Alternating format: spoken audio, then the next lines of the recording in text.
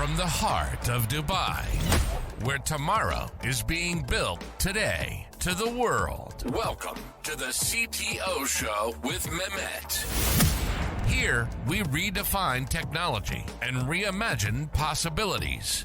With Mehmet, delve into the riveting realms of AI, cybersecurity, and digital technology.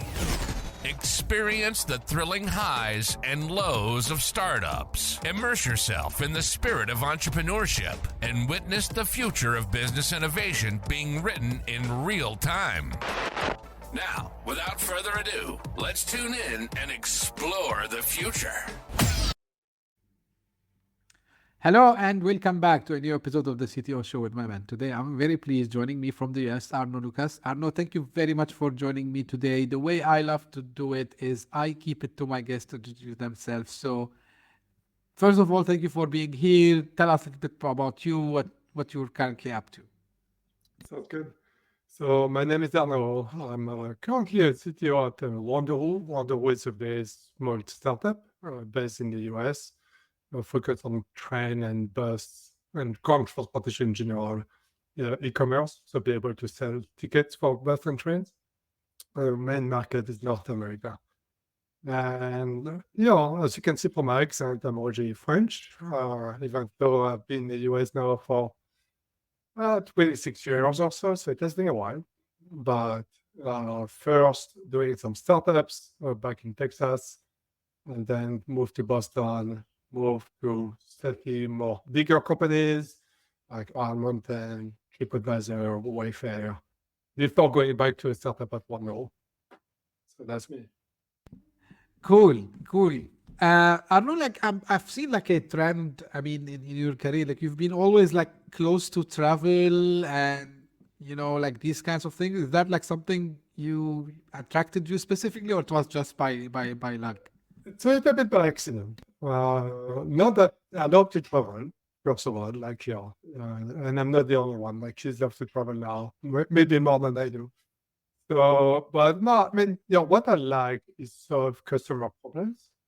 So you can see that in my career, between TripAdvisor or Wayfair, although it's really more being focused on the customer. Travel is definitely something I know, so that makes it easier for me. To kind of work in an area actually I'm interested in, I use myself, and so that's, but not that I'm strictly about travel. No. I got it. Also one of the things that I always ask, my guests, reaching to the CTO and, becoming the person who's translating business needs into into technology. Now, I'm just curious to know, Arnaud, what was, the main factor that also led you to become a CTO? In other way, some people, they still prefer to be purely in the technical side. Maybe they would go out to be a VP of engineering. Some people, they would go, some other directions. So for you, it was the CTO path. Tell me a little bit more about this. I'm curious to know, and this is maybe it will eliminate also some of the career paths available for people who are maybe still, early in their careers. So it's an interesting question because for me, technology is just a mean to an end. Effectively, it's always been. So I started very awesome, strong technologies, and then I started moving towards management and leadership. But that's something I learned from my TripAdvisor days, and even more at Wayfair, where effectively it was all about the technology is here to have a business impact, right? So we need to have some kind of impact to the business, otherwise, why are we part of the business?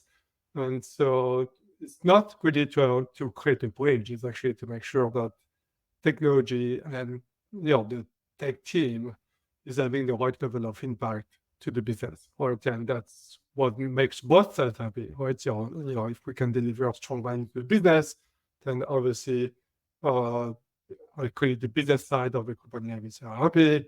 And I think there is value in doing that so that the people on the tech side, on the tech org, are actually happy as well, right? So I think that's the best way to see it.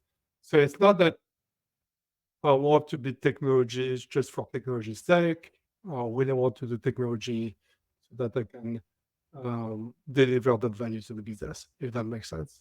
And so for me, CTO was just, a great fit for that, right? It's, because as a CTO, you're part of the executive team. So you're really immersed into what are the overall problem of the company. And so that makes me more efficient in understanding, okay, what are the technical needs and opportunities that you have. I got you. Now, one of the things which we just mentioned and you just like touched base a little bit about is, the role of the CTO, from aligning the company technology, whatever they're going to implement as technology, with the vision and strategy for the bigger picture of the company. So, from your perspective, like what are the best ways, or like, what are like some of the practices you do to ensure like, whatever technology, or, whether like you're using internally or the technology you build, it stays aligned with the overall business objectives? Like, what are some of the things you do? I think for me, it's all about promoting ownership, right? And because if you have proper ownership, that means first of all to have visibility over your domains, over your cross-functional domains, and working as a team together cross-functionally into having that ownership over a certain area of the business, uh, and making that visible, be able to monitor that effectively. And then from there, really that's where you start building like that vision, that mission, that set of strategies to execute about your domain, and you understand what's on your domain. So, so for me, a big tenet of that is really to have ownership over your domain. There is a book called Extreme Ownership that I really love that explains what that means in practice. And because if you have ownership of your domain and you do that in a cross-functional manner, right? So it's not just tech, it's product design, engineers, analytics, marketing, and any business component like business operations and more, all working together and having that demonstrated that ownership together. I think that's what you get at alignment. Typically, like you don't.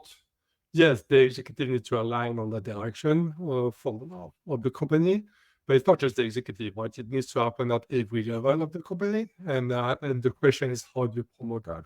How do you make sure that it's not just the executive that align, and not like, oh, take based on that should do this, and then business should do that, and marketing should do that. No, it's more like, let's work together at all levels to deliver the right impact.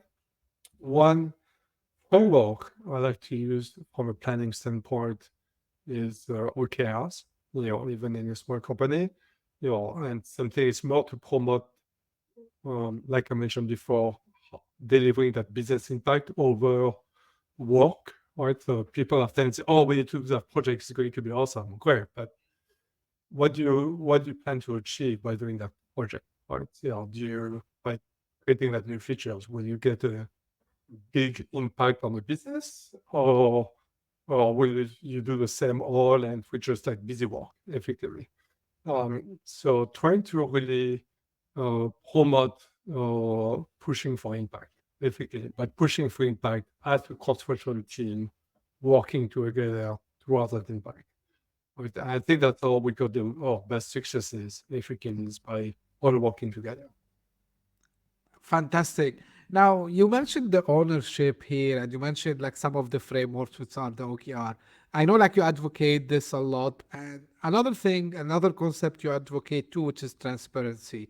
So, a lot of times, one of the main things, and funny enough, like I was speaking to a founder today, and he was like telling me about the challenges he was facing because, uh, you know, the one of the founders wasn't, transparent enough with the rest of the team on the end goal that he had. And this has affected actually the business very, very bad. So, so if we want really, Arnaud, to have healthy culture, right? Yes. If I want to call it healthy culture, because I'm a big believer in culture. Of course, talent is important, but I believe like the culture. So OKRs, they are perfect, and I also I didn't apply them, or I wasn't lucky to be in a company that applies them. But I was curious. I brought the book. I've seen all the, you know, uh, best practices that they have been done. People maybe know Google. It was like fostered in Google mainly, and then it was applied in other companies. So, but other than this, from the culture perspective, especially as the team grows, and I'm very curious about this. I always ask the same questions to people like yourself, Arnaud, to see like as the team grows, how we can keep this ownership you talked about and the transparency while maintaining the culture of the company and making sure that no one, even the founders, they don't have other agenda that the people who works in the company they're not aware of. I think there are multiple ways we try to do that. First of all, at Wanderu, especially during the pandemic, which was very bad for everybody, especially for travel companies, Wanderu had a very difficult time at that time.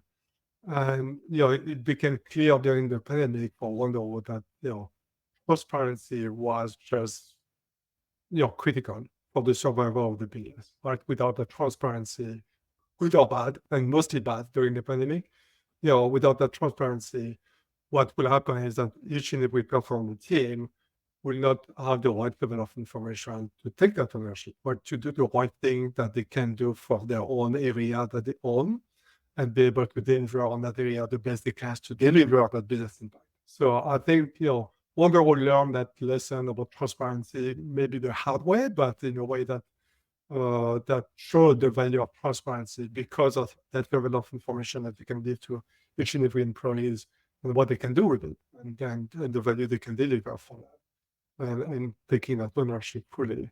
And I think, therefore, transparency is just critical to the business, right? Without transparency, you cannot have ownership at the end. And if you cannot have ownership, then it means that they would be just a cog in the machine. Because they just do what they are being asked and they are not thinking for themselves. The prime in technology is that we hire people to think effectively. And that's the whole point of hiring them. Right? If we just wanted somebody to just to work, that's then you have other solutions effectively that can do work for you. But that's not where we're in. When we want to innovate, when we want to deliver wonderful product that users hopefully will love, it's really about having, empowering people and teams, specifically cross-functional teams, to think and own their domains. And I think that's a critical part of the culture now. Right, and for me, I'm thinking, well, people think about it in different ways, right? So they think about that cultural aspect. For me, it's like, okay, if I want somebody to own something, how do I promote that, right? I need to make sure that person is fed with all the information necessary for them to do their job. They need to be able to collaborate effectively with people within the team that they need to collaborate with, and so on, right? Now, the other thing about domain ownership is that domains are not like, it's not like a 2D surface, right? It's not like you have a pizza and you just slice it onto slices. Domains have layers, right? The domain, like marketing, or acquisition, I should say, or user experience, on other of these cross-functional domains. You can always go deeper and deeper and deeper and deeper, right? So, and you can always slice it into more and more pieces. And the bigger the company is, usually that's what you do, right? You start slicing what used to be a big domain to smaller domains, give part of that new domain, which is an actual domain, to a team to own and go down as needed to the layer that you need effectively. And so that's how we scan, right? So it's effectively is, once we're a small company like Wanderu, no problem, right? To have too many domains for one team. That's actually, but once you get to a company like Wayfair, where you have like thousands of engineers and product people and so on, and that's where you kind of divide it up into that that hierarchy of domains. Yeah, absolutely. I know, like, another thing I want to ask you about, and this is, I like to hear different opinions. Maybe it's kind of a classical question, I know, but I believe the more you get opinions from different leaders like yourself, the better it is. Especially because you've worked with startups mainly, and there two things comes to mind. So first, you need to do a lot of innovation. At the same time, you need to do a lot of risk taking sometimes, right? Mhm. So um, in your opinion, like, what is the best way to balance between the two? So I mean, this is what I mean. Like, so you need to do innovation. Uh, Mhm. you might need to take some risks, but at the same time, you need to maintain like stable, reliable, for us, like as technologists, technology infrastructure, right? So how do you do, or how do you achieve this balance between innovating, risk taking, but at the same time keep the lights on, as we say? That's a difficult. I didn't aim to make it like this, but yeah. Uh, so, so I think it's more like, I go back to risk management, right? You're making sure you're taking the right risk for the right reward, but also that you don't let go. And what that means by that is that it's happens very often, that especially in startups, but yeah, in any company, I've seen that happen all the time, where you have this big critical project, almost like that feels like you need to do that in order for the company to survive, uh, and therefore in that kind of project, obviously time to market is critical, right? So not only you want to do it fast, but you want to do it fast so that you can bring it to market sooner than later, and the sooner the better, and therefore in that case you're going to take shortcuts. You have you have to, both in terms of features, right? You're going to scope it down to MVP, as we call it, and but also you're going to take shortcuts in how you're able to maintain that solution, how credible it can be, how scalable it can be, right? It's very easy, for example, to say, oh, well, Mauritius doesn't scale horizontally that well, but once you have more users using it, we can kind of make sure that it can scale horizontally, so that we can add more resources to it and so on, or we can optimize it and more. Well, I think the critical part is that's fine, but that's what the business needs. That's what you deliver. But what is important is to get the commitment that once you do that, you go back and you clean things up. Right? You optimize things to be optimized. You clean the code so that it's maintainable. You take away some of the biggest part that you put in there, to make it work. You start, even from a product standpoint, it's not clear that usually the MVP is actually missing some fairly critical features. And you go back and you start building that additional features and so on. However, what I would argue is that even before you do this kind of big project, where you put everything on the line, the question becomes: is that even the right project to do? Right? And how do you know that? Right? Some people have got instincts. Some people say, "Oh, there is some data there. That's good data." The users are really asking a lot about that feature. We should do it. And for me, the pushback, well, is there a way to prove that? Right? So that's where it comes back to more like doing product discovery, where is there things we can test? Yes, we should get qualitative data from our users, but how do you pull through the quantitative data, like your experiments, effectively, if we're on the right track, right? Is that the right approach? And then even as we build the product, like, how can we verify we're on the right track? And, are we delivering the value that we expected to deliver? And if not, what can we do instead? And so on. So I think I'll go back to really more like, before you go there, what can you do to even understand the need, validate, what we're trying to accomplish, and start delivering it. And then, you take shortcuts, you deliver on it, and then you go back, and then you make it better. So I think what you describe, Arnaud, is like exactly what the lean model and the agile model is all about. So basically, it's to try to, keep getting the feedback, keep getting the numbers fixed based on the inputs you receive from your customers, user, whatever. So pretty much, I like the answer because what you did, you explained it in simple terms, in layman terms, as they say. Like that was really very easy to understand in a way. Like I think a lot of founders, technical founders mainly, I would say they need to listen to this. So thank you for bringing these points here. Um, I want just quickly to touch base on the sector where Wanderu is in today, which is kind of you're dealing with, a mix of e-commerce, but also with ground transportation industry, right? So, uh, what are you observing in this space? Like, I mean, any specific trends that you're seeing in that domain, and anything which is similar to what you're doing? Like, if we want to, first of all, like, tell me which category we can put Wanderu in, Arnaud. Sure. So Wanderu is a e-commerce and a marketplace, actually. And our ground market, most of our market is in North America. So US and Canada, while 1 foot in Europe, 1 foot in Mexico.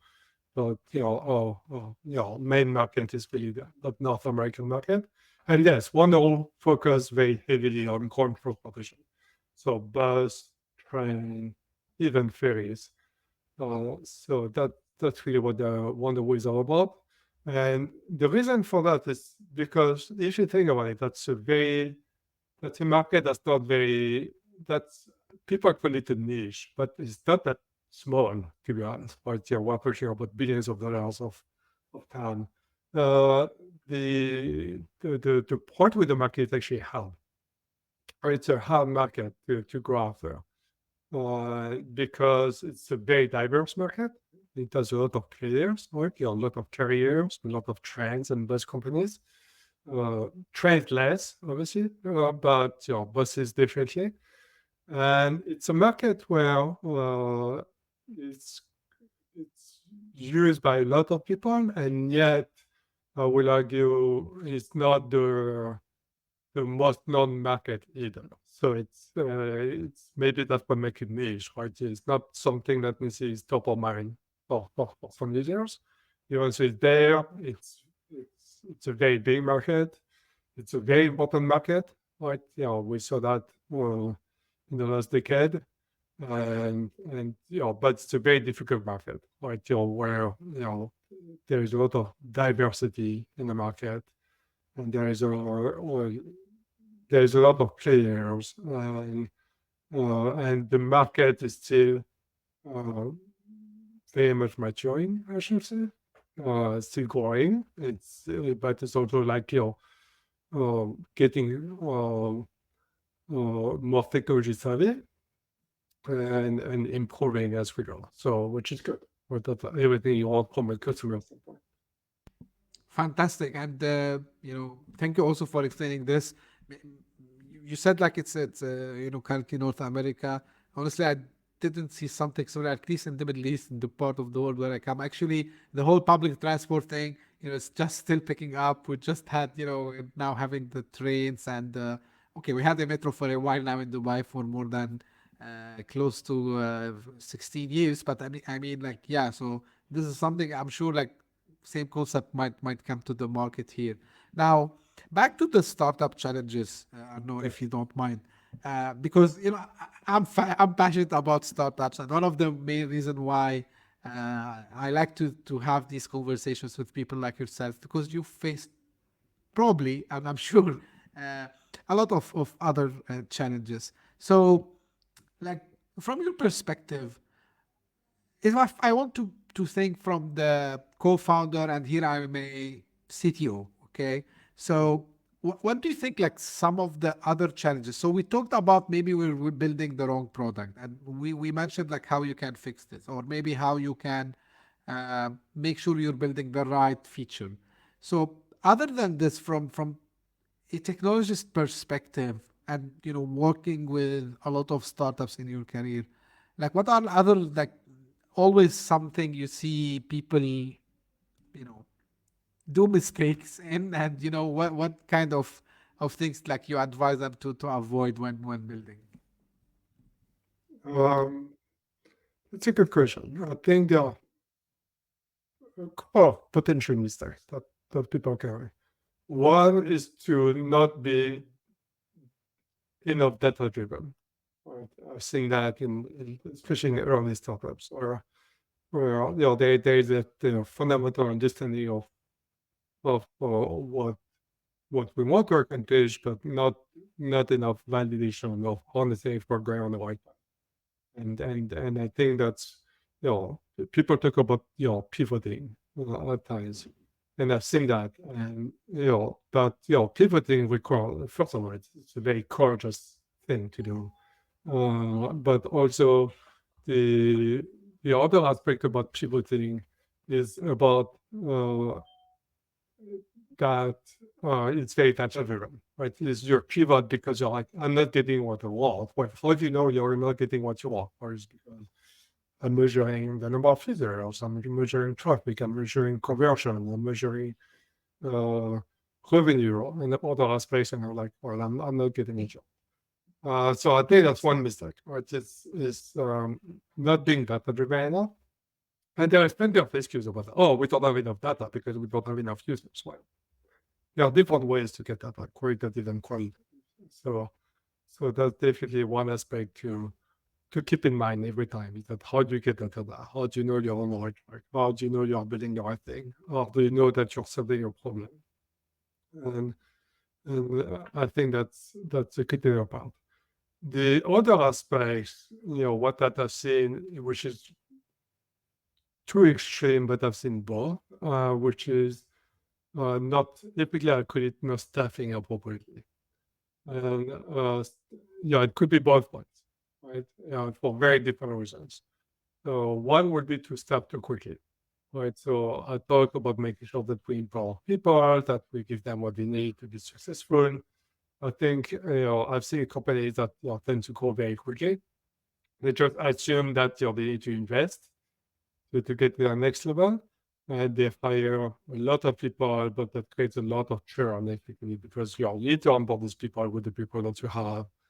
You need them to feel that they have a proper ownership. That takes time, that takes energy. What they need first to become expert over their domain so that they can really deliver that business impact you're looking for. And if you do that too quickly, you're kind of diluting your efforts there in a way that you're going to lack focus, and you're going to lack ownership, and ultimately, at least for a while, you're going to be in a very difficult place. So where you're not going to deliver that business impact that you're hoping for. Eventually, you have made that such a big investment in having more people. I think the other way around, where you don't have enough people, right? When I talk about cross-functional ownership, what I like to do is effectively understand what kind of, in a team, right, or in a pod, as we call them, in a pod, what kind of expertise do I need? And it doesn't mean that you need to hire one person for one expertise, right? There could be plenty of overlap. It's more like, what are your expertise gaps? What are you trying? What do you need to be successful? What expertise do you really want? And I think that there is and then from that, it's okay, I have some expertise. I have the right credence of expertise. If something happens to somebody, like you don't want to go back to square zero, that's going to get you back by a lot. And then finally, once you have that credence, it's okay, then how many people do I really need to do that for? And obviously, it's never enough. But I think the plan about starving for people as well is that without a critical piece of expertise that you need on your pod for the pod to be self-sufficient, well, it's going to mean that the other pod is going to borrow from somewhere. It's going to borrow potentially from another pod, which is fine. If you have some extra time to company, well, maybe that's okay. Or you're going to have some sharing, but that means that that thing, each pod won't be able to be as decoupled as it should be. So I say, so you don't want to create silos. The other problem with that starving for resources is ultimately like people are trying to do the best they can, but they are going to wear many hats, which some extent is totally expected with startup, but there is a limit to that. And you want to make sure that you just try the right balance there. And so I'm saying about ultimately, what people say is that it's really when you identify need that need is dropping you want to hire for it. That they agree with that. The price, if you wait too long to hire for that, then that's not some good either. If you don't wait long enough to understand to have that need, like you feel like it's really dragging you down, then that's a plan too. So it's trying to find that right balance where you get hungry enough to say, yeah, so we need some of it. And I think, I'm not like, again, because you mentioned you started with the data and data-driven decisions. And I think, one of the ways, it's not necessarily related to startups, but, like once I started myself tracking the activities I do during the day, and then, I kind of do some analytics. Okay, let's say I'm responsible for sales and marketing and public relations, even if it's not related to tech, let's say. So, and I say like I should be doing 30, 30, 30. If I don't have track, I end up by, for example, doing 90% PR and just 5% for sales and marketing, which is not what I'm supposed to do. The way I can get that is just I need to log it somewhere. I need to quantify this. And I think a lot of people, they fall in this, and then you hear them, yeah, I'm procrastinating on this. Yeah, you're procrastinating because you're not logging it, because you need to put it in somewhere so you can see it. So you need to watch yourself somehow. Of course, like we can talk plenty on some techniques that they can apply, but yeah, very, very valid point. And this is related to the hiring thing you mentioned, because sometimes people get in hurry, they get excited, and actually I tell people now when we talk about hiring, like take the COVID, what happened is people start to hire very fast, and then all of a sudden they discover, hey, we don't need all these people because we were growing, numbers were coming. Yeah, so let's hire more people. And I still don't do it, because as a leader, whatever your position is within the company, CEO, CTO, whatever, the last thing you want to have these hard conversations later with people, because so, and this is why, to your point, I liked your approach. Like you need to measure when really you should do a hire and when you should like hold yourself back. So this balance really, really very important. Now, another thing I want to ask you, I know, like, and this is always comes to when I talk to leaders, technology leaders like yourself. Now, we're living in a very fast-paced world today, where technology is changing by the day, especially, with the AI, like, and everything is happening. So for you and, for keeping track with the business requirements, so how do you stay, up to the trends, and, like, how do you evaluate a specific tech? It's not necessarily AI, it can be anything. Like, hey, like guys, you know what? I think this trend is picking up. I think we can leverage it and we should implement it in our company. So how do you keep pace with these fast changing trends nowadays? Yeah, I like to definitely agreed. So a couple of news later, I'm subscribed to definitely to at least understand the high level what's going on in the industry, especially tech, but also getting alerts about what's happening in control expeditions, and that's something that Wanderu is all about, and so on. I think the next level of that is really as well to you should be able to get information from anywhere. So I'm talking about newsletter, be able to read from different places, articles of different kind, but also a lot of value come from the employee themselves. Right? So, for example, Wanderu have different trailers.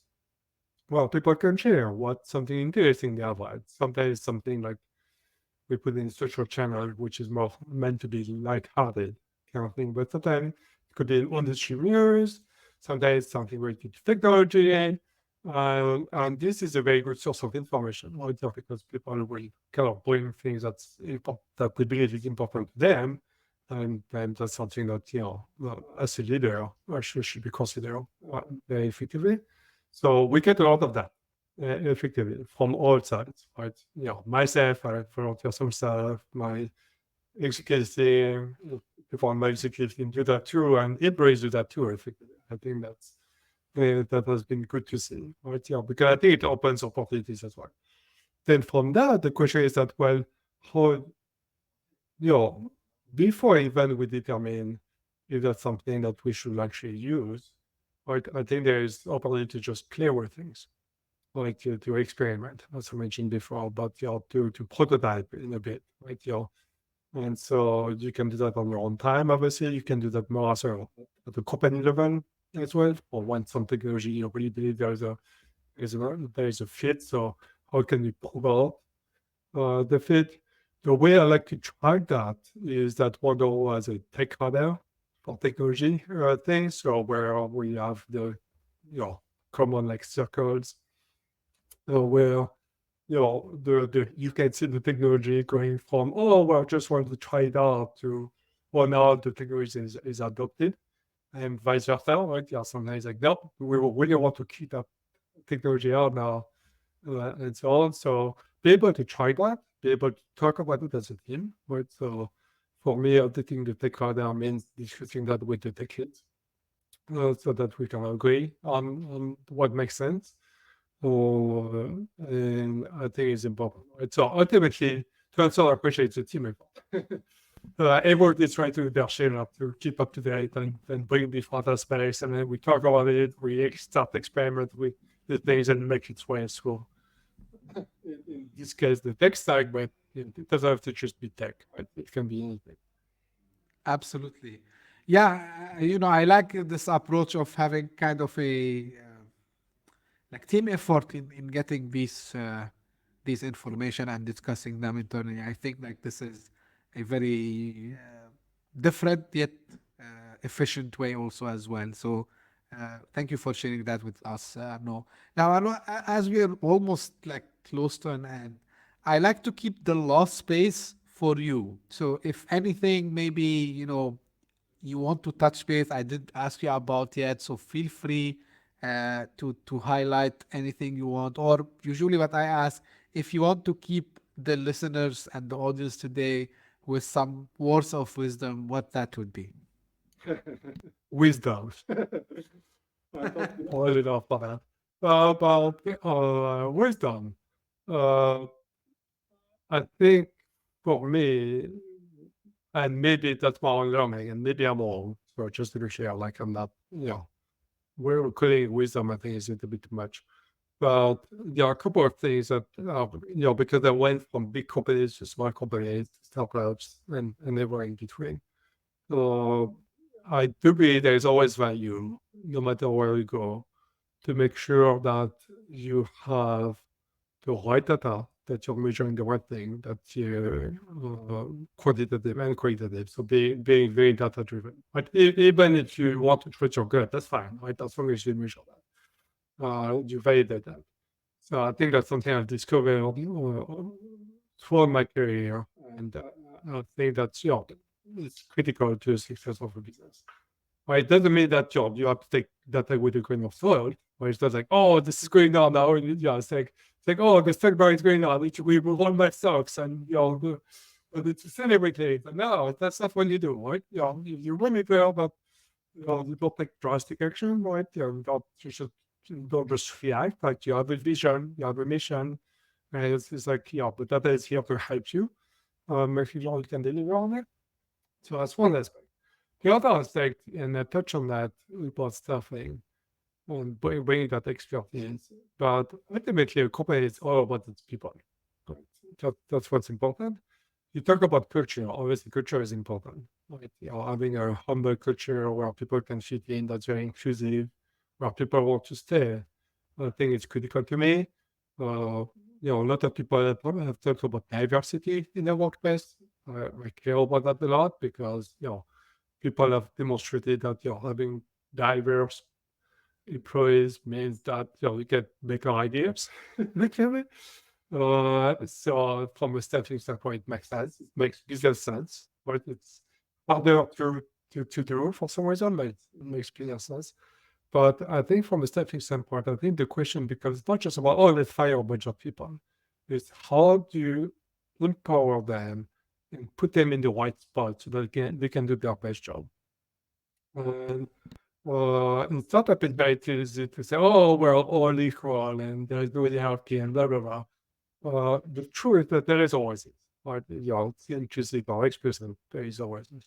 The plan with so it's more making sure, I go back to the domain ownership, making sure that people have the transparency, they have the ownership, meaning that nobody is telling them this is what to do, they think for themselves, they can define what they need to do on their own, and they get the support if you do that. So support from the team, support from the leaders, and so on. I think one of the biggest thing as leader we can do is really create an opportunity to have the best people in the best place, doing the best job, and therefore they deliver the best impact. But for me, that's really something that I feel fully, that's a big part of my job. Now you want to sometimes thank them and tell them, please look at this thing, align them better with what's happening overall. But ultimately, right, you want to hire people that typically can own their own things. Absolutely. Yeah, like it's the ultimate situation, I would say. Finally, Arnaud, where people can find more about you, maybe connect with you and find about Wanderu. Sure. So for me, my main channel for better work has been LinkedIn, yes. So you can definitely find it there. I'm on Core as well, but obviously I'm also have a Wanderu email, which is lucas@wanderu.com. So easy, hopefully to remember. Wanderu, there is as well, wanderu.com. Definitely, it's another of the core companies or website. That's where people can go and buy bus and train tickets and ferries. Don't forget on ferries, I should not. Ferries are great. And so they can go to wanderu.com and learn more about the company there as well. Great. So people, they don't have to memorize this. They will find all this information in the show notes. So that would be put there. Arnaud, again, thank you very much for your really these insightful, I would say, you laughed at when I said wisdom, but really it's wisdom because I think, we need to share more. And this is why, I want to thank you because you came today and you shared your experience about the best practices from culture perspective, hiring, the way, you test things, being data driven. So this is wisdom because, what we are aiming to do here, between all my guests and myself is to pass the baton to the next generation of founders and so they can start really remarkable companies. So thank you again for being here on the show today. And this is usually how I end my episodes. This is for the audience. If you just discovered this podcast by luck, thank you for passing by. If you like it, please do subscribe. We are available on all the podcasting platforms and on YouTube also as well. So subscribe and share it with your friends and colleagues. And if you are one of the loyal audience that keep coming back, thank you for all your messages, your support that you show and encouragement. I really appreciate this. And as I say, as usual, we will meet again very soon. So stay tuned. Thank you. Bye-bye. Thank you, Mehmet. Hit that subscribe button, share the show with your tech-savvy friends and fellow entrepreneurs, and leave us a review on your favorite podcast app. Your support means the world to us.